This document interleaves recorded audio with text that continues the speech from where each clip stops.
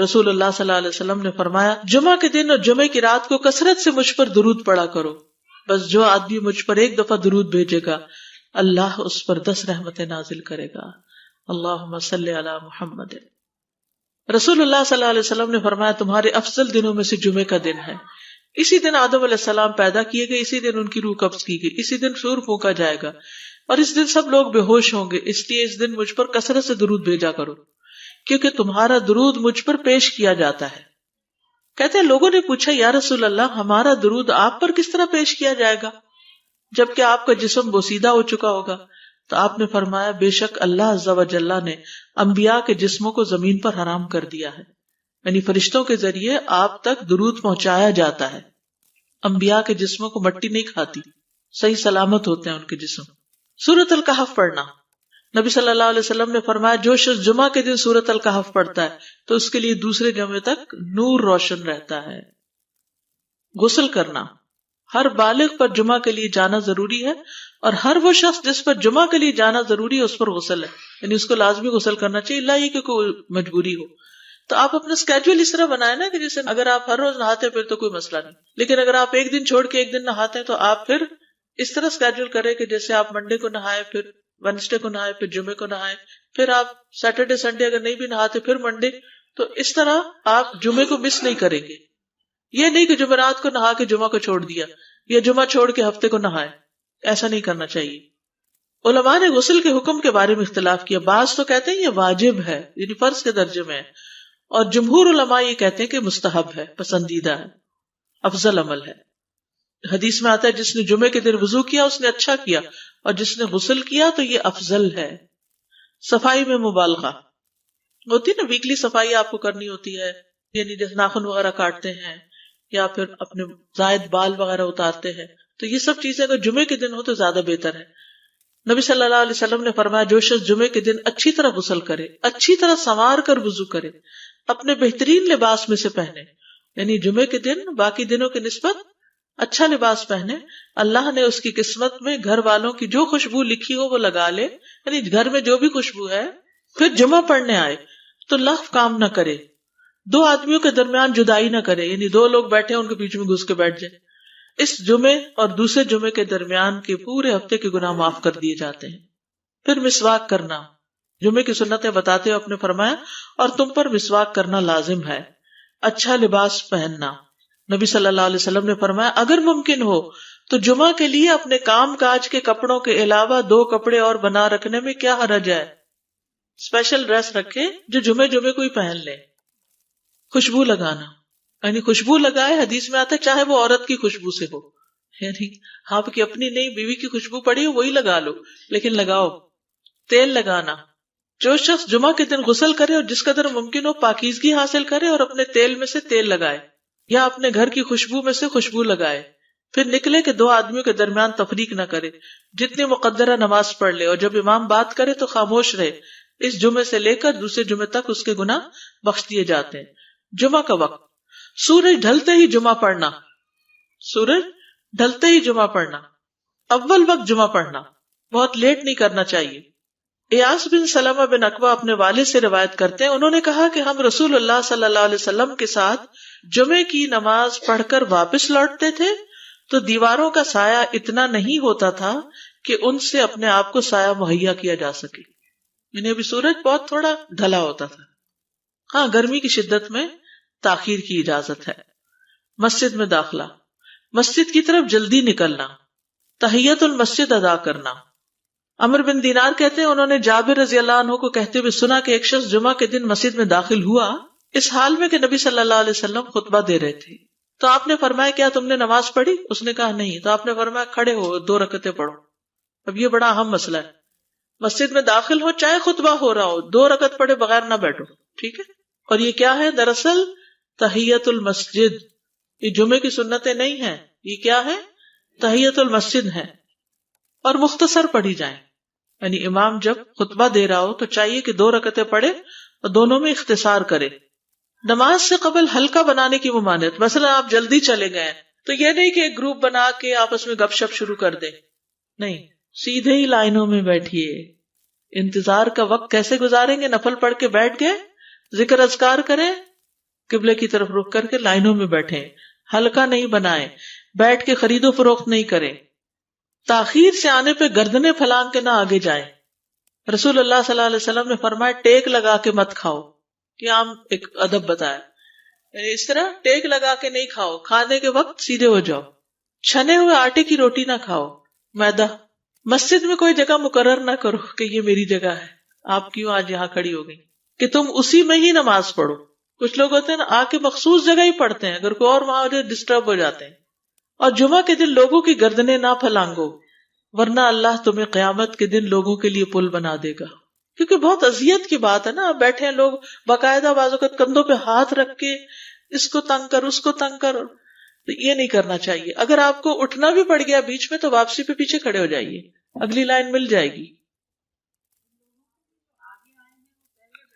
جی یہ تو بہت ضروری بات آپ نے کی کہ جب لوگ مسجد آئے تو پہلی صف میں بیٹھے، یہ نہیں پہلی چھوڑ کے آخری میں بیٹھ جائیں اور پھر لوگ ان کی گردنیں پلانگتے رہیں، دوسروں کے لیے فتنہ بننا۔ جابر بن عبداللہ رضی اللہ عنہ سے روایت ہے کہ جمعے کے دن رسول اللہ صلی اللہ علیہ وسلم خطبہ ارشاد فرما رہے تھے کہ ایک آدمی مسجد میں داخل ہوا، وہ قریب آ کر بیٹھنے کے لیے لوگوں کے اوپر سے گزرنے لگا۔ رسول اللہ صلی اللہ علیہ وسلم نے فرمایا بیٹھ جاؤ، تحقیق تم نے لوگوں کو تکلیف پہنچائی اور دیر سے آئے۔ یہ عربی کے الفاظ بڑے خوبصورت ہیں، اجلس فقد آذیت و آنیت، کتنی جامع زبان ہے یہ۔ اجلس فقط آذیت، تو نے اذیت دی، و آنیت، اور دیر سے آئے، ہاں تو اس سے منع کیا گیا۔ کسی کو اس کی جگہ سے نہ اٹھانا۔ جابر رضی اللہ عنہ نبی صلی اللہ علیہ وسلم سے روایت کرتے ہیں، آپ نے فرمایا تم میں سے کوئی شخص جمعہ کے دن اپنے بھائی کو کھڑا نہ کرے کہ پھر دوسری طرف سے آ کر اس کی جگہ پہ خود بیٹھ جائے، بلکہ جو آئے وہ کہے جگہ کشادہ کرو، بھی ہمارے لیے بھی جگہ بناؤ، یہ کہے۔ خطبہ جمعہ اور اس کے آداب۔ خطبہ جمعہ کی اہمیت، جب اذان ہو جائے تو کیا کرے انسان؟ مسجد کی طرف دوڑ پڑے۔ تو مسجد میں جماعت تو نہیں ہو رہی ہوگی، پہلے کیا ہو رہا ہوگا؟ خطبہ ہو رہا ہوگا۔ امام کا خطبے سے پہلے سلام کرنا۔ نبی صلی اللہ علیہ وسلم جب ممبر پر چڑھتے تو حاضرین کو السلام علیکم کہتے۔ امام کا کھڑے ہو کر خطبہ دینا۔ رسول اللہ صلی اللہ علیہ وسلم کھڑے ہو کر خطبہ دیتے، پھر بیٹھ جاتے، پھر کھڑے ہوتے اور کھڑے ہو کر خطبہ دیتے، یعنی بیچ میں تھوڑا سا بیٹھ بھی جاتے تھے۔ جس نے تمہیں یہ خبر دی کہ آپ بیٹھ کر خطبہ دیتے تھے تو تحقیق اس نے جھوٹ بولا۔ بس یقیناً اللہ کی قسم میں نے آپ کے ساتھ 2000 سے زائد نمازیں پڑھی ہیں، یعنی جن میں بہت سے جمعے بھی آئے ہیں، تو ایسا کچھ نہیں۔ امام کا 2 خطبے دینا، یعنی کھڑے تھے پہلے، پھر ذرا بیٹھ گئے، پھر دوسری دفعہ اٹھے تو یہ 2 خطبے ہو گئے۔ مختصر خطبہ دینا۔ آپ کے خطبات چند کلمات ہوا کرتے تھے، بہت لمبی تقریریں نہیں، آپ کا خطبہ درمیانہ ہوتا تھا۔ نبی صلی اللہ علیہ وسلم نے فرمایا آدمی کا نماز کو لمبا کرنا اور خطبے کو مختصر کرنا اس کی سمجھداری کی علامت ہے۔ بس نماز لمبی کرو اور خطبہ مختصر کرو، کیونکہ بعض بیان جادو جیسا اثر رکھتے ہیں، یعنی تھوڑے بھی بات کرو گے تو دل میں چلی جائے گی۔ نماز پہ زیادہ توجہ۔ نبی صلی اللہ علیہ وسلم کا خطبے میں سورۃ قاف پڑھنا۔ حارثہ بن نعمان کی بیٹی سے روایت ہے، کہتی کہ میں نے سورۃ قاف رسول اللہ صلی اللہ علیہ وسلم سے سن کر حفظ کر لی۔ آپ ہر جمعے کو خطبے میں پڑھا کرتے تھے۔ سامعین کا امام کی طرف رخ کرنا، یعنی جمعے کے دن یہ نہیں کہ آپ کرسی لگا کے کسی اور طرف منہ کر کے بیٹھ جائیں اور جب جماعت ہو تو پھر صف میں کھڑے، نہیں، آپ صف میں بیٹھے ہو، کس طرف منہ ہو؟ قبلہ رخ ہو، امام سامنے ہی ہوگا نا قبلے کی طرف۔ ایک صحابی کہتے کہ جب آپ ممبر پہ چڑھتے تو ہم اپنے چہروں کے ساتھ آپ کی طرف متوجہ ہوتے، ادھر ادھر نہیں دیکھتے تھے خطبے کے دوران۔ امام کے قریب بیٹھنا۔ اللہ کے نبی صلی اللہ علیہ وسلم نے فرمایا ذکر میں حاضر ہوا کرو، یعنی خطبہ میں، اور امام کے قریب بیٹھا کرو، بے شک آدمی دور ہوتا رہتا ہے حتیٰ کہ وہ جنت میں بھی پیچھے ہی ہوگا اگرچہ وہ اس میں داخل بھی ہو جائے۔ تاخیر کی اتنی مذمت ہے۔ خاموشی سے خطبہ سننا، یعنی بات نہیں کرنی چاہیے، کوئی اہم بات بھی نہیں پوچھنی چاہیے۔ ابن مسعود سے روایت ہے کہ انہوں نے ابی ابن کعب سے قرآن کی کسی آیت کے بارے میں سوال کیا جبکہ اللہ کے نبی خطبہ دے رہے تھے، تو انہوں نے اعراض کیا اور کوئی جواب نہ دیا۔ پھر جب آپ نے نماز پڑھائی تو ابی کہنے لگے تمہارا جمعہ ہی نہیں ہوا۔ تو ابن مسعود نے رسول اللہ صلی اللہ علیہ وسلم سے پوچھا تو آپ نے فرمایا ابی نے سچ کہا، کوئی بات کرنے کی اجازت نہیں، یہ کہنے کی بھی کہ چپ ہو جاؤ یہ بھی اجازت نہیں۔ عبداللہ بن مسعود کہتے کہ جب امام جمعہ کے لیے آ گیا پھر تمہارا اپنے ساتھی سے یہ کہنا کہ خاموش رہو لغویت کے لیے کافی ہے، یہ بھی لغو بات ہے۔ کوئی لغو حرکت نہ کرنا، کنکریوں سے نہ کھیلنا، فون سے نہیں کھیلنا، میسجز چیک نہیں کرنا، انگلیوں میں انگلیاں ڈال کے پٹاخے نہیں بجانا، گوٹ مار کے نہیں بیٹھنا. گوٹ مار کے کیسے بیٹھتے ہیں؟ گھٹنے اوپر کر کے اور یوں ایسے گھٹنوں کے گرد ہاتھ ڈال کے. کئی دفعہ ایسے نظر آتا ہے کہ خطبے میں لوگ اس طرح بیٹھے ہوتے ہیں کیونکہ پتہ نہیں ہے. یعنی آپ چوکڑی مار سکتے ہیں. آپ سب سے افضل پوزیشن تو یہ ہے کہ جیسے نماز کے اتحیات میں ہم بیٹھتے ہیں، لیکن کچھ لوگ اس طرح بیٹھ نہیں سکتے، چلے کرسی میں بیٹھ جائیں. اگر کرسی نہیں ہے، نیچے بیٹھے ہیں، تو چوکڑی مار کے بیٹھ جائیں، مگر ٹانگیں اس طرح پیٹ کے ساتھ لگا کے گھٹنوں پہ ہاتھ کو بل دے کے اس طرح نہیں بیٹھے. اگر مجبوری ہے تو وہ اور بات ہے، لیکن یہ کہ بلا وجہ نہیں کرنا چاہیے کیونکہ ادب کے خلاف ہے. اونگ آنے پر جگہ بدلنا. نبی صلی اللہ علیہ وسلم نے فرمایا اگر جمعہ کے دن کسی کو مسجد میں اونگ آنے لگے تو اپنی اس جگہ کو دوسری جگہ سے بدل لے. کہ بعض اوقات ایسا ہوتا ہے نا، خطبے کے وقت بڑی سکینت ہوتی ہے اور آخری خطبہ تو آپ نیند میں ہی سنتے ہیں. نماز جمعہ کی رکعت 2 رکعت ہے فرض بس. جمعہ کی نماز 2 رکعتیں ہیں اور ان دونوں میں قرات ہوتی ہے. نبی صلی اللہ علیہ وسلم جمعے میں سبح اسم ربک الاعلی اور هل اتاک حدیث الغاشیہ پڑھتے. کبھی جمعہ اور عید کٹھے ہو جاتے تب بھی دونوں نمازوں میں یہی سورت پڑھتے تھے. ٹھیک ہے. اسی طرح صبح کی نماز میں جمعے کے دن الف لام میم التنزیل اور هل اتی علی الانسان کی قرات کرتے اور نماز جمعہ میں سورۃ الجمعہ اور منافقین کی تلاوت کرتے. یعنی یہ بھی ملتا ہے. فرض کے بعد 2 رکعت پڑھنا. عبداللہ بن عمر سے روایت ہے انہوں نے رسول اللہ صلی اللہ علیہ وسلم کی نفل نماز کو بیان کیا اور کہا کہ آپ جمعے کے بعد کوئی نفل نماز نہیں پڑھتے تھے حتیٰ کہ واپس تشریف لے جاتے پھر اپنے گھر میں 2 رکعت پڑھتے تھے. اب جو لوگ گھر نہیں جاتے تو پھر وہیں پر وہ پڑھ لیتے ہیں، ورنہ آپ صلی اللہ علیہ وسلم اپنی سنتیں وغیرہ گھر میں پڑھتے تھے. اور اسی طرح 4 بھی پڑھی جا سکتی، 2 بھی ہیں 4 بھی ہیں. آپ صلی اللہ علیہ وسلم نے فرمایا جب تم میں سے کوئی جمعہ پڑھ چکے تو اس کے بعد 4 رکعتیں پڑھے. یہ آپ کا حکم ہے. تو جب آپ کا 2 چیزیں ہوتی ہیں سمجھنے کے لیے، ایک آپ کا فعل ہوتا ہے اور ایک آپ کا حکم ہوتا ہے. تو ہمارے لیے کیا ہے؟ جو آپ کا حکم ہو. جمعے کے بعد کوئی اور نماز پڑھنے سے پہلے گفتگو کرنا، یعنی سنت پڑھنے سے پہلے گفتگو کرنا. اسما بن مالک سے مرفوعاً روایت ہے کہ جب تم میں سے کوئی آدمی جمعہ کی نماز پڑھے تو اس کے بعد اس وقت تک کوئی نماز ادا نہ کرے جب تک کسی سے کلام نہ کرے یا اس جگہ سے نکل نہ جائے. پہلے منع تھا، اب کوئی نہ کوئی بات کر لینی چاہیے. نہیں سمجھ آئی؟ یعنی جمعہ پڑھ لیا آپ نے اور پھر کسی سے آپ سلام دعا کر لیں، اس کے بعد سنت پڑھیں یا نفل جو بھی. ٹھیک ہے. اور گھر جانا تو گھر جا کے پڑھیں، اور اگر گھر نہیں جانا، کام پہ جانا ہے تو ادھر ہی پڑھ کے چلے جائیں. کتنا پیارا ہے ہمارا دین کہ اتنا لمبا بھی چپ کا روزہ نہیں رکھوایا. بالکل.